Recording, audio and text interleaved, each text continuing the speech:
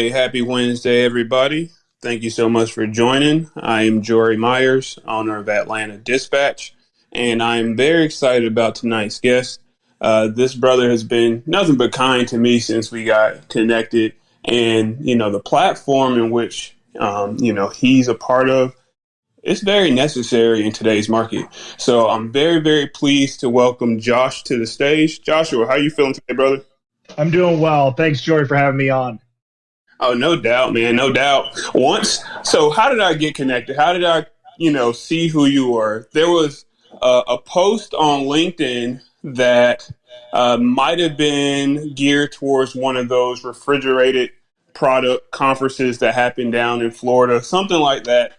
And I saw you write a comment that said, the Airbnb of trucking. And at that moment, my mind went crazy. I was like, whoa, what does that mean? How can I learn more? So now we have you here on stage on the Transportation and Logistics Clubhouse. And, if you don't mind, just let us know, who do you represent in a brief, background of who you are, okay? Yeah, absolutely. It was great to get connected with you on LinkedIn. I think there's just so much networking that we can do virtually. I think COVID's really changed that. So I'm really glad that we were able to get connected through that methodology. So just a little background on who we are as Coop and a little bit of what I do. So Coop by Ryder is a tech platform built by Ryder Logistics, which we're all probably familiar with. And it's a platform that allows people to list equipment and then allow people to also rent. So it's a peer-to-peer platform. It's all business-to-business transactions. And Ryder has a network to really support that, as well as the expertise to support that.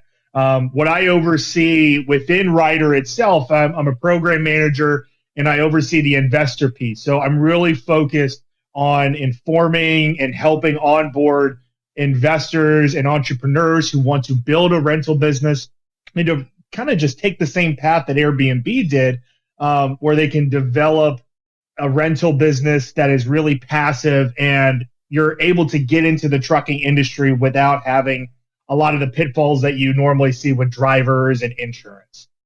Oh, I got you, man. I definitely got you there. And before you joined Coop, how else were you part of the transportation and or logistics industry? Yeah, so I started my career off in the Army, served there for 8 years, and then I got my degree in logistics.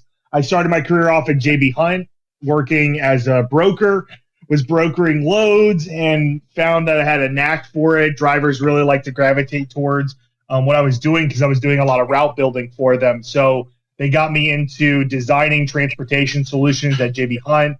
I got a really affinity for that and understanding data and analytics, and then was recruited to come down to Tampa, Florida, which my wife was much happier to live in Tampa, Florida than Northwest Arkansas. No offense to Northwest Arkansas. That was just my wife. But from there, I was able to really establish my career of building business units. And I think that's really what attracted me to Coop was this is brand new. Not a lot of people are doing this in the industry. Ryder has some really unique opportunities and some unique value that they can deliver outside of other people. So it's a really great competitive advantage that they have, which has really kind of gravitated me towards helping them out. Okay, perfect. And truth be told, man, I can understand how. Well, first off, before I get going, all right, thank you for your service, sir. 8 years, that's amazing, man. Yeah, absolutely. The Army was great. They helped me pay for college. Got the independence going, and I was in JAG and legal, so it wasn't. I was doing some fun stuff, but not a crazy amount. But it was a good time. Yeah, no doubt, man. Yeah, no doubt. And once you said that you got the experience as a broker, myself as a dispatcher, I definitely understand the value of those relationships. So every single time that I currently come in contact with, a solid broker and those willing to, do the additional work of building, lanes for me, not just something that they have on the spot market, but things that they might have coming up. I love to plan ahead. So those brokers who are willing to do that kind of stuff, I can definitely see how folks would gravitate towards you, if you are willing to do those type of things. So, you're seeing this from the level of a lot of people who represent the Transportation and Logistics Clubhouse, either a broker or a dispatcher or a driver, owner operator, fleet owner. You know what I mean? So you do have a lot of background that is encompassed here this evening. So, I'm pretty sure folks are going to want to ask you questions towards the end of this. But I did want folks to understand where you come from so that, it's just a little bit more, they can see how you can be on their side. You know what I mean? So, that's where I was coming from with that. Okay, so Coop by Ryder. All right, what do you feel like one of the biggest benefits is by placing the equipment on Coop by Ryder? So working with us, one of the biggest advantages is the support that we have. So we have an after hours team that's fantastic at taking calls. We have a lot of support when it comes to the Ryder network as well. So you're coming on board to a platform that is relatively new, but has decades of experience behind it. So you're not really going to a startup that doesn't understand the rental business and doesn't understand how to help you overcome those things. We also are supported by the Ryder network. So whenever there is an issue, the renter is not calling you, the owner, or you, the renter, are not calling just a small owner to help you deal with these challenges while you're on the side of the road, whether it's a broken down truck or the tires pop, whatever the case is. You're calling a network that has been proven out and has the experience to handle you quickly, get it scheduled, and get everything really coordinated. So that's the biggest challenge in the rental space, and that's why working with us is by far probably a better experience than what you're going to see with other people in the industry. Right. You did mention something, man. Relationships are key in any business. And, Ryder being around so long, being the juggernaut that it is, I'm sure has a network that is unmatched by anybody. Actually, no other organization, I imagine, can compete with the relationships that Ryder already has in place. And with you saying that, you mentioned roadside assistance. 24/7, I'm pretty sure that is. Describe that. How does that roadside assistance program really look for the renter and the equipment owner? Yeah, so on the renter side, it's $3 a day. It varies depending on what you're renting out, but for the most part, it's averaging out to that piece. Really, the value is as you have any kind of issues with that truck, you have a resource to call and get it taken care of. Our team's always standing by to help support you. And you as the owner have the confidence that these guys got it. They're going to help take care of it. They're going to make sure my unit is returned in the condition that it left. And we're going to make sure that we have all the processes in place to handle with so many different issues that we're all familiar with in trucking. So that's really the value that we have on the roadside assistance and why it really makes sense for the renter as well as the owner. Gotcha. Okay, that makes sense. And, when it comes down to it, so with a lot of these other tech platforms, right, whoever starts the earliest kind of get they kind of get the lion's share of things. Is that the case here? Like, is there any additional benefit or added incentive for people who have equipment to go ahead and start working with you today versus a year from now? The sooner that you can get on the platform, the sooner you're going to start making money and building out your ROI. So we have a lot of premium things that are going on right now. If you come on and you're dedicated, you're automatically a premium owner. We have a lot of benefits for premium renters as well, that you're prioritized. You get dedicated customer support representatives. You get custom billing options. The sooner that you get involved with Coop, really the better for your business in the long run. We talk about opportunity costs. That's probably the biggest thing that you're missing out on. If you don't list, then you're not able to achieve revenue. If you're not renting, then you're probably missing out on loads, right? So this is getting involved with Coop early stages helps you build your credit with us, build your reputation with us, and you're going to be one of those earlier adopters. Frankly, we're already nationwide. We already got a lot of adoption, but there's always room for improvement. So I think getting involved with this sooner than later will only benefit your business. Right. You mentioned something that I was kind of interested in. You said if you join now, you would automatically be rolled into the premium owner or premium renter status, that designation. So if what does it normally mean if you're a premium owner or premium renter? Like, what is it? What is the things that you have to achieve in order to get that designation, and then what are the benefits of each? Yeah, so for the premium owner, you have to dedicate your equipment to the platform to achieve it. So whenever you're listing your equipment, you're saying, hey, I'm going to give this to you full time. and really you have the flexibility to position this into rental deals 365. That's where you can get that premium owner status really, really quickly. The benefits to that, we have flexible billing for that as well, payouts.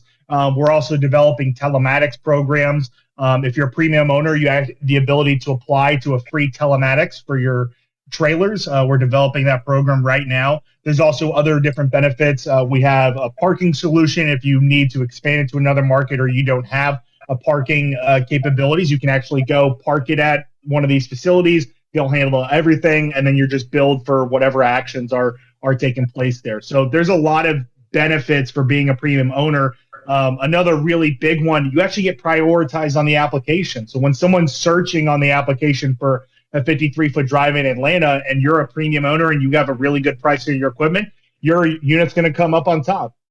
We as business owners all know that SEO is super, super important, and you're almost getting SEO on our application for being a premium owner. And so the premium renter side, it's more KPI driven of making sure that you have a good reviews, making sure that you're returning equipment on time, that you have some good utilization. And we can get a little bit more into the depths of those KPIs when you have a conversation with us. And really, those KPIs drive you to get this really awesome badge. And like I said, you get a dedicated customer service line just for you. You get prioritized, and you also get custom billing options. So you have the ability to, not just pay through a credit card. There's ACH. There's other options for you to set up by being a premium renter. Okay, I got you. That is perfect. I understand that completely. And for someone to feel comfortable, right? Let's just say they have the most pristine truck ever, or a beautiful trailer, something they just got. It's their baby. How do you go about, vetting the people who are wanting to rent the equipment? Is there anything that you guys are doing to screen to make sure that these folks are, qualified and capable and, trustworthy? Yeah, we have a bunch of different factors we look at, just a handful of them. We look at how long a company's been in business. We look at their safer score. We look at how many drivers they have. We try to understand as much as we can about the renter as we do the owner. It's actually an application process to be on the platform. So we don't let brand new companies come on and immediately start renting. We want to make sure that you're a quality carrier, because you as an owner, it is really important that your equipment's taken care of, right? So that you can, one, not have to pay out the nose on maintenance or any of these other things because someone's using it ragged. So we're really, really focused on making sure that we only have solid renters on the platform, and we're constantly vetting too. So it's not just at the beginning where we check them, great, they're good right now, and continue on. We're constantly evaluating our data and looking and making sure that renters have the right behaviors as well as the owners. So we're trying to make sure that the experience in the platform is as premium as possible. Okay, all right. So you mentioned a couple kind of like existing qualifications that a carrier, a potential renter must have already established before they can get on the platform. What all is needed by the renter in order to successfully rent equipment on the Coop platform? Yeah, so you go to our website, which I know we got a link for you, Jory, so you can send that out in the group chat. There's a link for owner sign up and then renter sign up. You input all your business information, your DNB score, depending on what you're renting. If you want to use our insurance, we have insurance available that through the application, or you have the ability to bring your own. So we need to make sure we have your COI intact. Really, those are the biggest things that we need to make sure to have to be able to utilize the equipment. Okay, gotcha. So if I'm not mistaken, you're saying that they don't necessarily have to have their own existing insurance. They can go through you and go through your partners. Right, right. Yep. So long as their business qualifies and they can go get it, they can get the insurance directly through the application. And we can Okay. always evaluate that. It's really easy to do. And, it's just a daily cost and we can kind of build it in. Okay, perfect. And I did just post both of those links. It looks like we have one that is actually, it's not allowing me to post the second one. But basically, in the chat, you can see that I have one for the folks who are interested in renting their equipment. Oh, excuse me, yeah, renting equipment that's already on the platform. There's another link that basically is for those who are equipment owners who want to actually post their equipment for availability. So thank you again for that alley, Josh. I went ahead and posted those. And you can also see both of those on the link tree that's fixed, pinned up at the top. So just go ahead and check that out. We did partner with Coop, the Transportation and Logistics Clubhouse. So go ahead and click on that link. Thank you, thank you, thank you. All right. So moving beyond that, so creating an account though, are there any additional costs to the renter or the person looking to rent to join the platform? No, so there's no cost for either the owner or the renter. It's completely free to list and it's completely free to rent. The only cost is when you actually go and try to rent the equipment on the platform. For the owners, there's a platform fee. It's just a percentage of revenue. It's 20% of the revenue. And then on the renters, it's just whatever the rate is posted that you're trying to secure the equipment at. Okay. And when you say, well, I didn't really think about this, but the rate that the renter sees, is that the all-in rate, or is there like taxes that are going to be put up there at the end? So that's the all-in rate. There are some fees, if you're selecting insurance, if you're selecting roadside, and then eventually at the end, it will kind of package it all together. One of the great things too that our platform identifies, and you can go in as a renter, a lot of our equipment has discounts for length of time. So the longer that you are looking to rent this equipment, the bigger discount that you can get. And we can make sure that you're getting a really great deal on equipment in your area. Okay, well, that's great. I mean, I don't know. I don't mean to put you on the spot, but when it says people get additional benefits and discounts for longer rentals, do you kind of have an idea of the type of length of time people are renting nowadays? Like, let's. I don't know if you can break it, because I'm asking you this on the spot. You can answer however you want to, you know what I mean? But there are different type of equipment, trailers, and let's just say power. Right. Units. So, I mean, I don't know if you've had, go ahead, my bad. Yeah, no, it varies from unit to unit. When we're seeing trailers, usually those are longer term rentals. I think we're averaging more than 30 days. It really depends on what type of equipment. We have everything from box trucks all the way up to dry vans, 53 foots. We got sleepers. So it's really a mixed bag. But what's nice is it's a lot longer than what you would see on an Airbnb. If you're investing in an Airbnb and buying that, you're going to see probably 2 to 3 days, maybe 4 or 5 day reservations. There's not anyone like really booking an Airbnb for a month unless you're going out and targeting more corporate accounts. And that's really what our job is. We have a full sales team dedicated to sending out your equipment, and we have a bunch of leads that are coming in from Ryder. If Ryder doesn't have a unique or perfect fit in their fleet, then they're sending that lead over to Coop. So you're getting access to those type of deals and accounts to really support your business. And that's why we're seeing a lot longer reservations and much better utilization rates than you would on Airbnb. Right. Okay. I completely understand that, brother. And so we talked about the renter, they have to have certain things already established to make sure that they even appear to be qualified and folks that aren't going to run the equipment ragged. But on the other side, folks who are investors, folks who have the assets, is there anything in addition to owning or having access to those pieces of equipment? Do they have to, have established to place them on the Coop platform?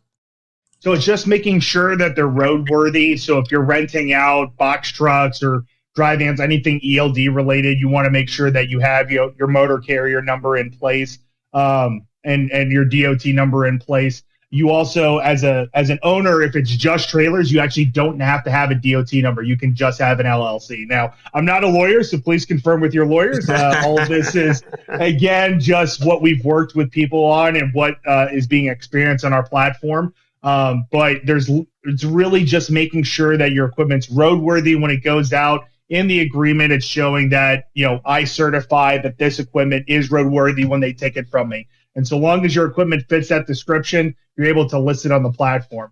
We're doing a better job of trying to educate on price too. So when you're listing your equipment on the platform, you got to think about, okay, what's a good rental rate for this to go out? And, we have some people who are trying to, maximize and try to get every single dollar per day. But the people who've been really, really successful on our platform understand that this is a passive income business, and they set the rate competitive to the marketplace so that their unit is just gone, 365. And that really, you don't have to deal with that unit as much, right? You don't have, if it's gone 365, or if you're able to, get your rate down to where you can get locked into a 3, 4, 5 month deal, there's other costs that you don't have to worry about, like parking or different aspects of that business. So the people who've been the most successful on our platform have been focused on building passive income and have been competitive to the market so that their units are just out. Okay, gotcha. All right, so look, you did say something interesting that I wasn't necessarily, I didn't know myself. So an asset owner, someone who owns box trucks and dry vans, they do need to have their motor carrier number in order to... I apologize. Just the DOT. They just have the DOT number. Okay, cool. I was wondering. I was like, man, that means that they would potentially have to pay more in insurance. Right. But since you clarified that, all right, perfect. All right, cool. So let's just say I'm an asset owner, because this is what I aspire to be, guys. All right, I'm an asset owner. I have 100 dry vans. I have 200 reefers.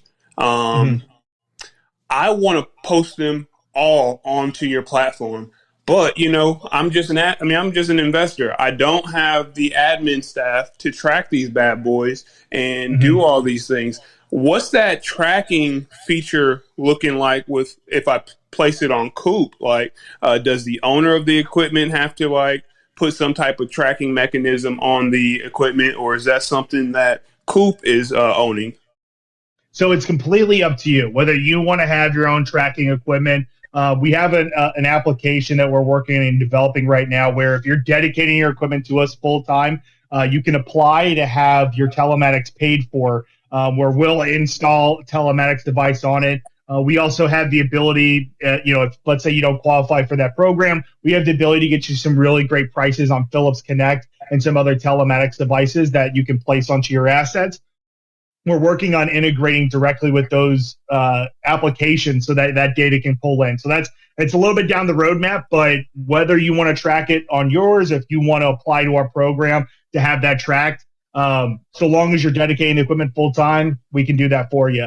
So we have a lot of people that, whether you're tracking it en route, all those good things, it's really up to your comfort level of the operation. One thing that our platform does do really well is, because you have a ton of equipment, we can have the ability to set up automatic approvals. So anytime a reservation comes through, it can just approve and move forward. So you can really automate your processes there. And our team's always standing by, ready to help you if you bring on a ton of equipment, to make sure that we're coordinating and handling your operation. And really, it's just making sure you have someone there to check in the renter and check them out whenever they're picking up. But if you want to take advantage of our parking solution, we can even take it a step further and have it almost a completely passive opportunity for you. Okay. So what is that? You mentioned something, the parking solution. Is that something official, like a program? Like, what is that? Talk about that.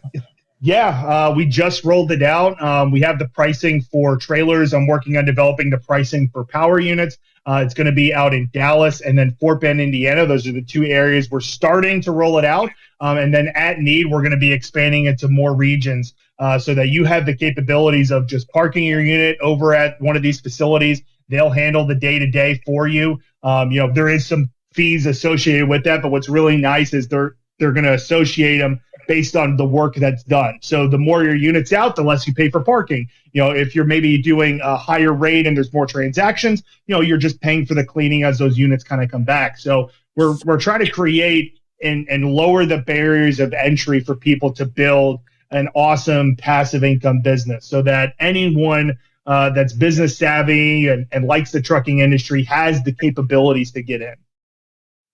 Gotcha. Okay. That sounds good. I see you. All right, Dallas, and what was the other place? Did you say the Midwest? Fort Bend, Indiana. Mm-hmm. Okay. Well, I think those are two great markets.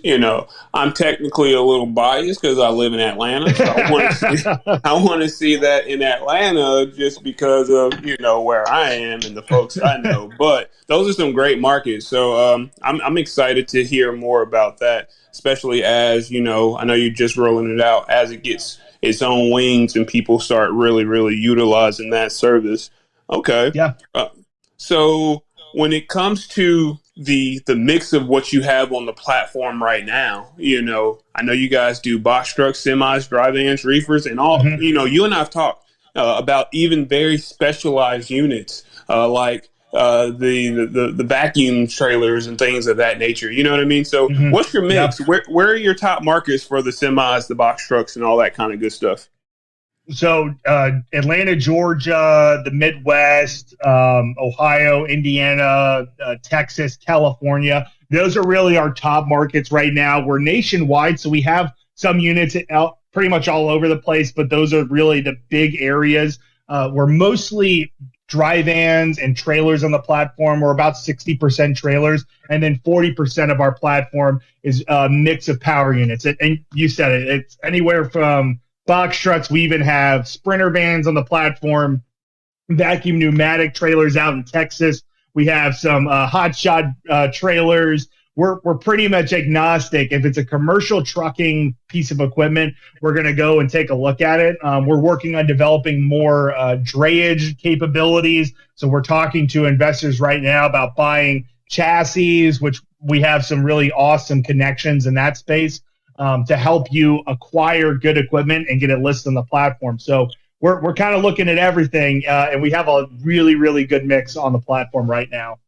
Gotcha. Let me ask this about the let's just say the driving. Actually, this question can go for any of the equipment that you have, but like a U-Haul or something, you can say, I want to pick it up here and I want to drop it off there. Is that something that you guys do, or is it a matter of if they rent a trailer in one location, you're expecting that carrier, that renter, to bring it back to where they originally rented it from? So it does vary a little bit. We have some national players that have a little bit more capabilities. For the most part, though, it's you have to return it wherever you picked it up at. So that's the majority of the platform, because a lot of our users that are on the platform and owners, they're medium, small trucking companies that don't have the nationwide capabilities. We do have some national players on the platform that maybe have some of those capabilities, so we can kind of work with you on a use case. But for the most part, plan on bringing the equipment back where you picked it up from. Gotcha. All right, so that's a power unit as well then too, right? Yep. Mm-hmm. Yep, that's correct.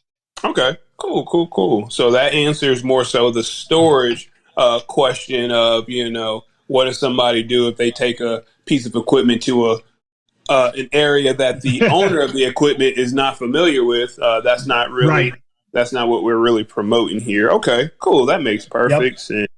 Okay. Yep. And we did that for the owner capabilities, right? We want to make sure that the owners, we're fitting in the mold of their business, and we're not trying to, expand beyond what our owners are capable of. Gotcha. So if I'm if I'm a renter and I'm seeking a very specific, I'm seeking that pneumatic vacuum trailer that is in Texas. No, actually, that doesn't make sense for this example. You have another piece of equipment that I really, really need. Let's just say it's a semi. All right, it's a sleeper. It's a double sleeper. I don't know. I'm a team operation, but it's not close to my house. Does that mean that Coop By Ryder is going to provide transportation to this place, or is it up to the renter to get all the way there to where their equipment is currently being housed?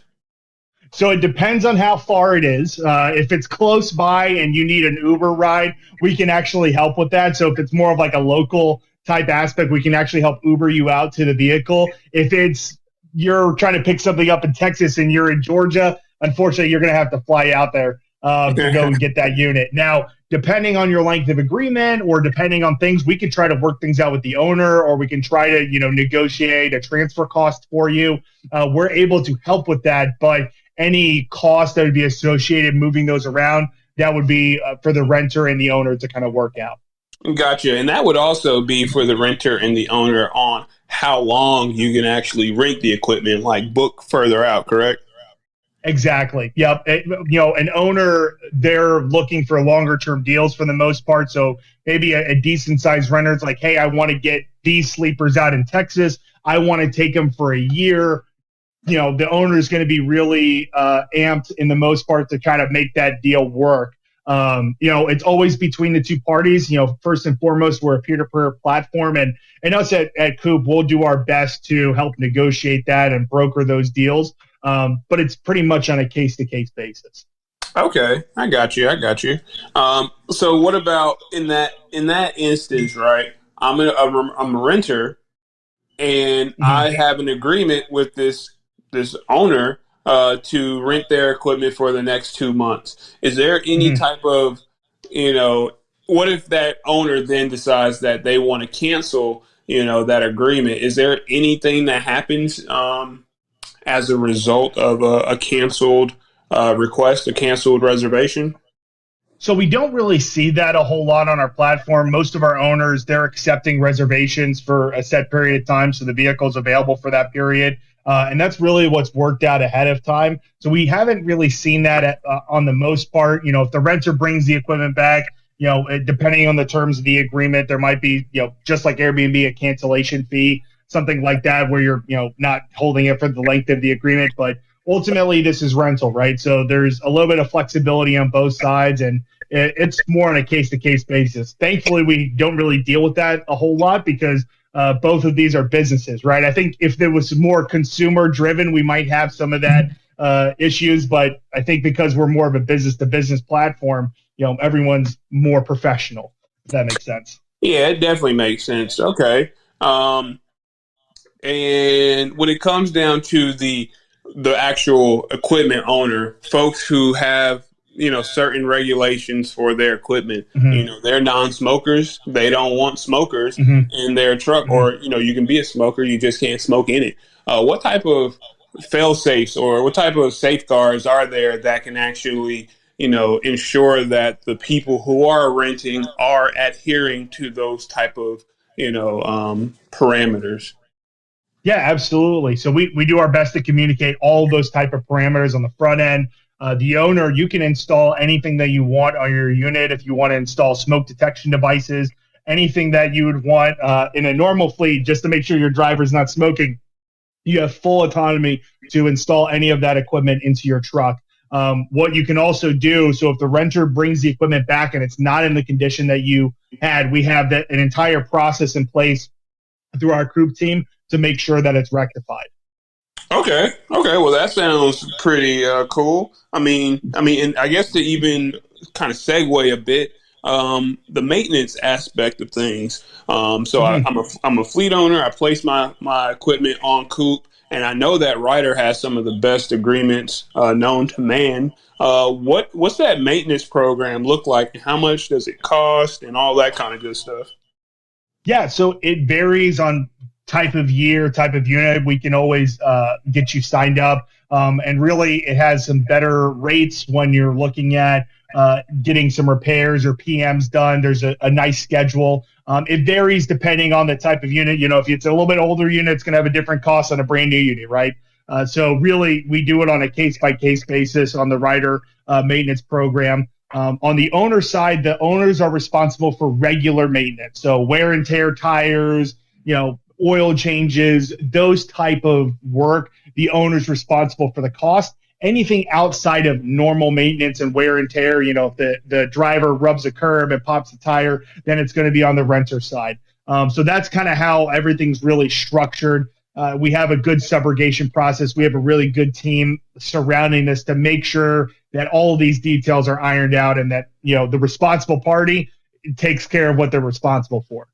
Okay, yeah, that definitely makes sense, brother. So let me transition just a bit, and now I'm thinking about it from the investor side. Like, why put a trailer on Coop versus managing it myself? And I'm asking that because I know people who are doing well with their own trailer Yeah. rental businesses. They even teach folks how to do it. I love this guy Delmar from the Atlanta area. He's doing a great job by himself. So like speaking to somebody like him with hundreds of trailers, or maybe somebody who only has about 5 trailers, why would what's the benefits of putting it on Coop versus managing it themselves? Yeah, so we have both that are on the platform. So we work with some large clients like PLM, First Choice, and then we have one gentleman. He was a financial guy. He's built up his own rental fleet. So we have both ends of the spectrum, and I think there's different reasons for either of those parties to work with us. So let me just take one at a time. So the big guys, in their perspective, they're always trying to get a little bit more utilization. So even your buddy out in Atlanta, Delmar, when he's trying to get more utilization on his equipment, he'll probably operate his fleet 70, 80%, right? So he's always trying to hunt for that next 20 or 30%.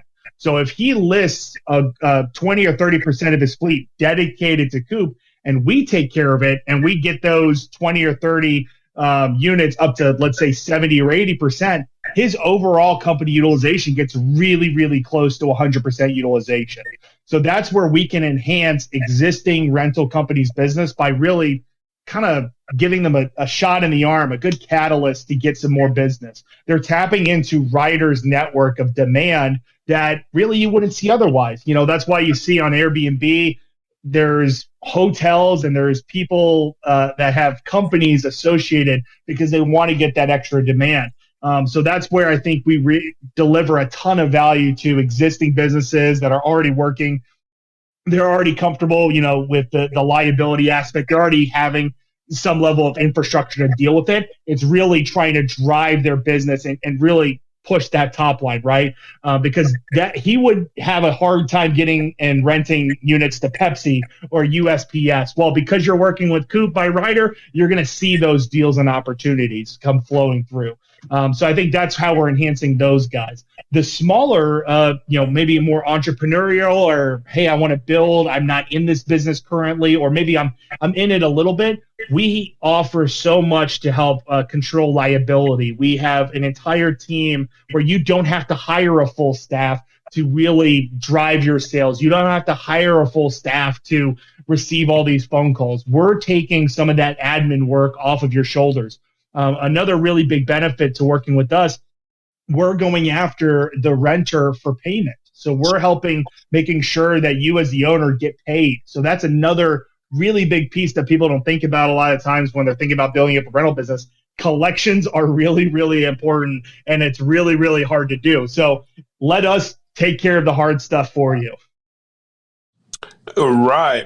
Well, look, man, I do have I have a few more questions, but are you okay with some of our folks who are listening in also asking some questions towards the end? Yeah, absolutely. Okay, perfect. All right, because I know some folks really are in this life, they're in the business, and they want to see how it can specifically work for what they got going on. So I appreciate your openness to it. So for that investor, what are they really looking to spend if they're trying to get into the business? If they're trying to get their first trailer, let's say trailer, how much are they really looking to spend to get things going and put onto Coop? So it's really up to you, right? So we have people that try to do a little bit older trailers because they want to get a lower purchase point. I always recommend you to get as new a trailer as you're comfortable with, or if you want to, get as new of a power unit as you possibly can, because that means you're going to get the full life and a higher probability of getting the ROI out of your unit. So it really kind of depends.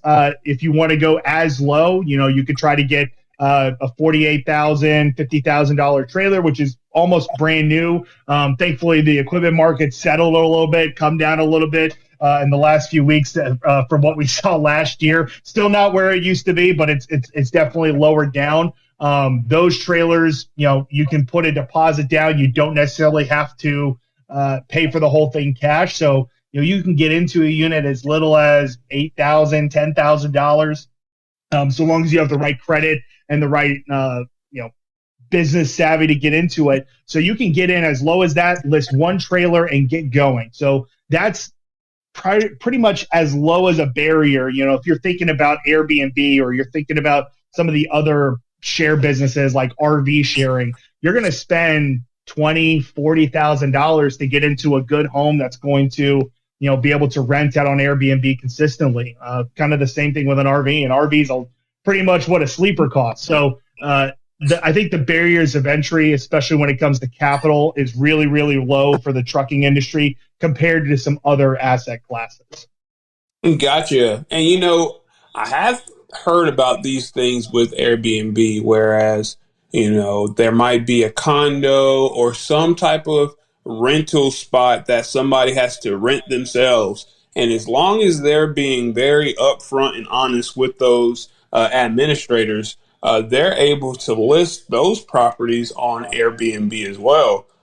Do you know of anything like that when it comes to the trucking side of things with Coop by Ryder?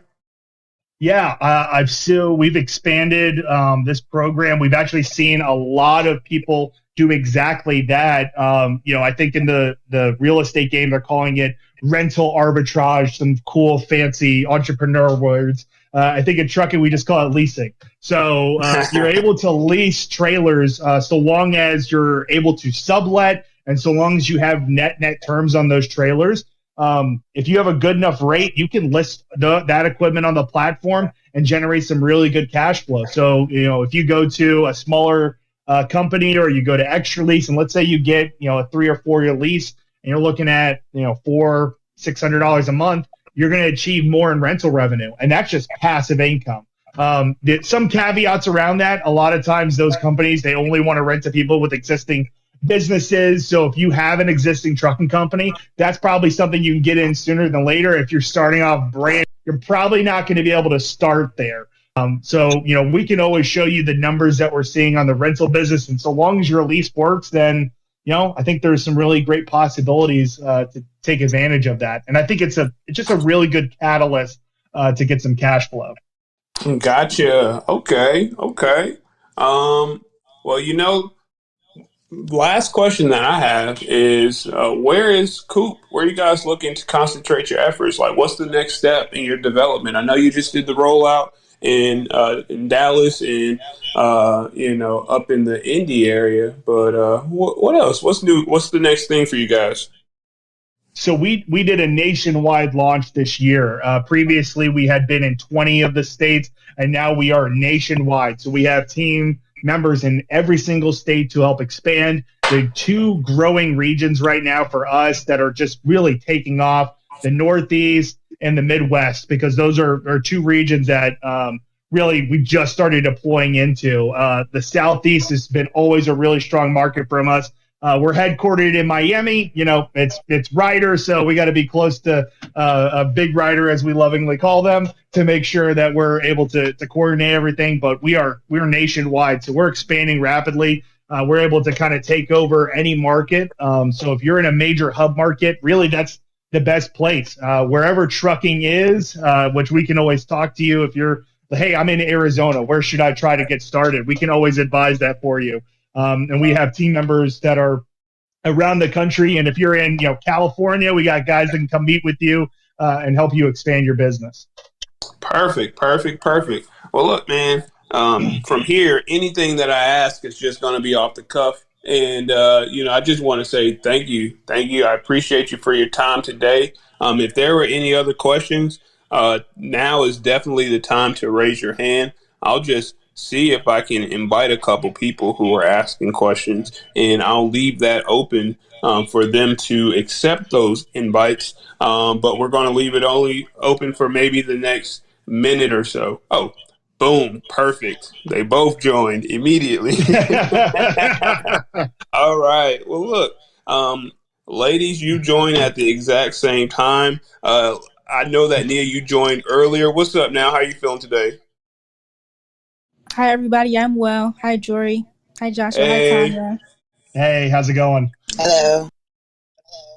Hey, what's up, Tanya? Thank you both so much for coming on stage. You two are both asking some great questions in the chat. And, because things are going to be more personal for you, I would love it if you can just, ask Josh yourself, you know what I mean? The things that maybe we didn't cover tonight. A lot of people probably need the same details that you guys were looking for. So, feel free. Whoever had the question that did not get answered, let's just go ahead and go ahead and start that way. All right. So Tanya, I know you had a question. What's up? Yeah, I'm very interested in the program. I had heard about it. I guess later in the year last year. Mm-hmm. But I was wondering, like, if we were to go with your insurance program, how would we get the registration plates and all that, or do we already have to have that in place prior to putting it on the platform? Yeah, so as an owner, you have to have your own insurance, you have your own registration. What's nice with if you dedicate your equipment and you're not using it to haul your freight around, you can go all the way down to non-trucking auto liability insurance. And I think everyone in the industry knows that's a lot cheaper than just regular auto liability insurance. Because really, the insurance that you need, it's whenever it's not on reservation, because the agreement moves it from the owner into the renter's possession and under their authority. Okay, that answered the question. Thank you. All right. That was also my question, Joshua. Thank you. No problem. All right. So look, Tanya, I know you had 3 more questions. What's up? We here now. We here. Okay, and as far as your maintenance program, I think you went into it a little bit, but I was wondering, like you said, the owner to be responsible for the road maintenance, like the PMs and all that. Mm-hmm. So the renter would be responsible for any other, like, mechanical issues or whatever the case may be while it's out on reservation.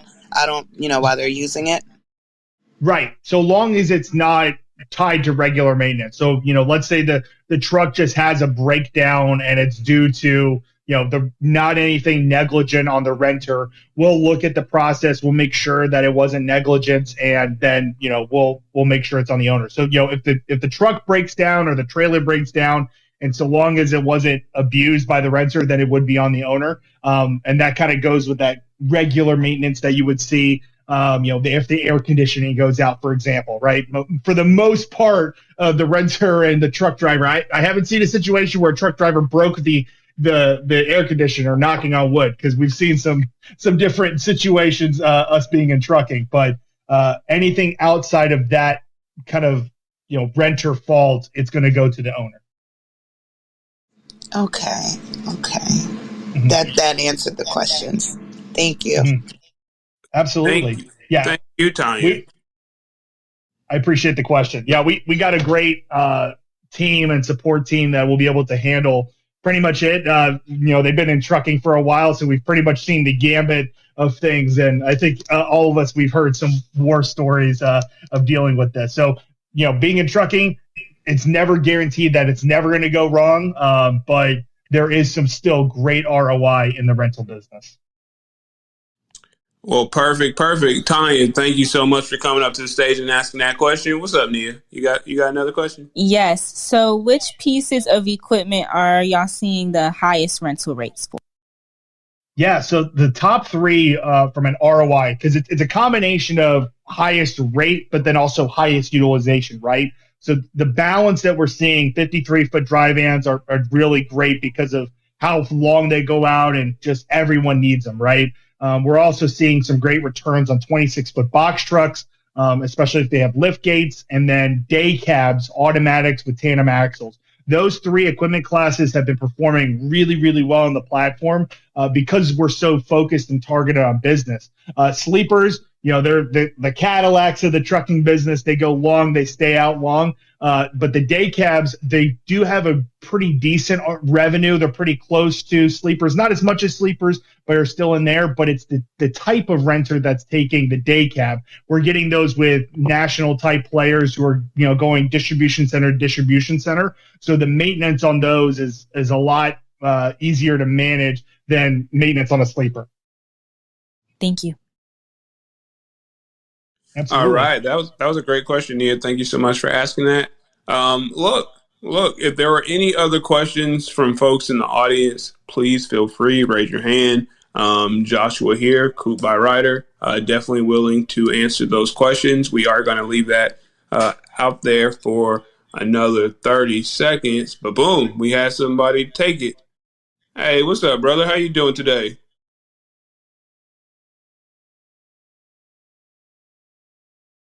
Brother Ali. Hey, how you doing? Sorry, I think I was on mute. How's it going? You were, man. Hey, welcome to the stage, brother. This guy right here is another dispatcher extraordinaire. At least I know that you are very, very knowledgeable on the lanes and the race. So thank you so much for joining, brother. Oh, thanks, man. I actually had some questions. Hopefully, I'm not sure how long you guys have been at it. I just joined, so I don't know how many questions Joshua has answered about Coop. I've had a few friends who have rented their equipment through Coop, and the maintenance stuff has kind of eaten them alive a little bit. What kind of fail safes do owners have around maintenance stuff? Because it's just one call into roadside is often like $350, $400, and unfortunately, that can be driven by the person renting the truck. And if they call roadside out, and it's a small issue, like for instance, the truck that I rented on Coop did have a small issue. I apologize to the owner who I was renting it from, but I had to call roadside. They ended up, I had their truck for about a week, but they ended up with over a $1,200 maintenance bill that just completely obliterated any ROI that they were able to get off of that rental. So it seemed like it seemed to me when I examined it from the friends that were doing it, the winners, the winner was Ryder on both sides. Like Ryder was winning on the maintenance side, Ryder was winning on the rental side, but the owner of the actual truck wasn't coming out too far ahead. So it really depends on what type of units. I don't know this exact situation, but roadside is really at an at-use case. So the cost of roadside is really more tied to, what's being handled and what's being done on the equipment. It's not necessarily like a call-in fee. It's more driven by what needs to be fixed on the asset. So, and that's kind of what I recommend, especially for a lot of our investors who have been performing really well. If your unit is already like 6 or 7 years old, it's probably not going to be the best thing on the rental space. You want to be at least 5 years and newer. You want to have lower mileage because you're right. Maintenance is the biggest cost factor in the rental game. You don't have to worry about a driver. You don't have to worry about insurance. It's all about the maintenance. So,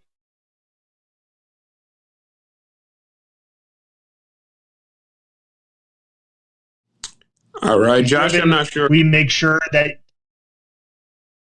Oh, sorry about that, Josh. I went out for just a bit, but go ahead. Oh, yeah.